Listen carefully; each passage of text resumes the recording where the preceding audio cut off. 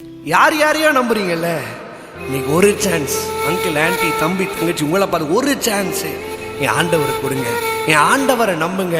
அந்த மனுஷன் அந்த காரியத்தை நம்பினேன், இந்த காரியத்தில் இந்த மனுஷனை நம்பினேன், அது நடக்கும்னு நம்பினேன், என் வாழ்க்கையில் இதெல்லாம் செய்வாங்கன்னு நம்பினேன். ஆனால் நம்பினவங்க எல்லாம் கையை விட்டுட்டாங்க. நான் உங்களை பார்த்து கேட்குறேன், ஒரே ஒரு சான்ஸ் என் ஆண்டவரை கொடுங்க. என் ஆண்டவரை நம்புங்க. அவர் உங்களை கைவிடவே மாட்டார்.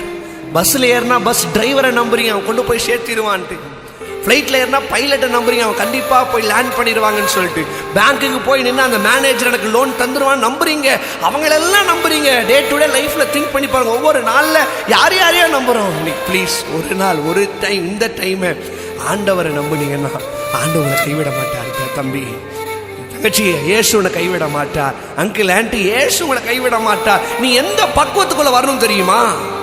யோபு அழகாய் சொல்லுகிறான். யோபு 13வது அதிகாரம் 15வது வசனம், அவர் என்ன கொன்று போட்டாலும் அவர் மேல நம்பிக்கையா இருப்பேன்.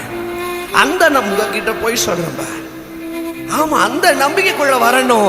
என் ஆண்டவர் மேல